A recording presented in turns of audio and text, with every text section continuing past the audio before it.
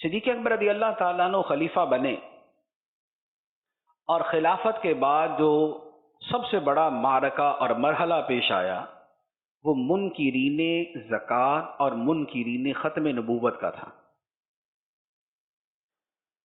آپ نے اس موقع پر دونوں کے خلاف جہاد کیا۔ انکار زکوٰۃ کا تعلق کچھ عمل سے ہے، زیادہ عقیدے سے، اور ختم نبوت کا تعلق ٹوٹل عقیدے کے ساتھ۔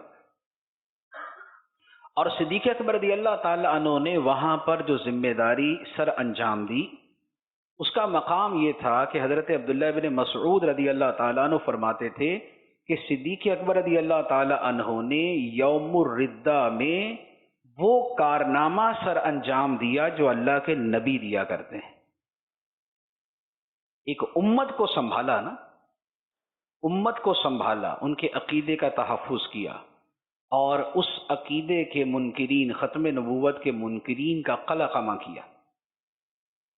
اب سیدنا صدیق اکبر رضی اللہ تعالی عنہ نے جو اتنا بڑا قدم اٹھایا، اور ابھی جو حالات تھے وہ بھی اتنے کو سازگار نہیں تھے، مسلمانوں کی قوت بھی اس وقت مضطرب تھی نبی پاک علیہ الصلوۃ والسلام کے وصال کی وجہ سے، لیکن آپ نے اس وقت یہ جو کاروائیاں کیں اور یہ جو لشکر روانہ کیے، اور یہاں تک فرما دیا کہ اگر مدینہ منورہ پہ دشمن حملہ کر کے ہمیں ہلاک بھی کر دے تب بھی ہم اس سے باز نہیں آئیں گے کہ ہم ان کا مقابلہ کریں گے۔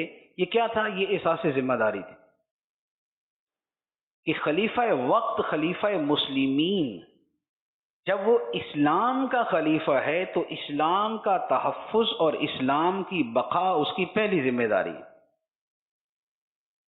اسلام کا تحفظ اور اسلام کی بقا اس کی پہلی ذمہ داری۔ اس ذمہ داری کو چھوڑ کے اگر وہ خوشحالی پھیلاتا ہے یا کچھ اور کرتا ہے تو وہ اپنی پہلی ذمہ داری سے غفلت کا مرتکب قرار پاتا۔ تو حسب مرتبہ ان کو پتا ہے کہ ہماری ذمہ داری کیا ہے۔ ذمہ داری پہلی یہ ہے کہ عقیدے کا تحفظ کیا جائے۔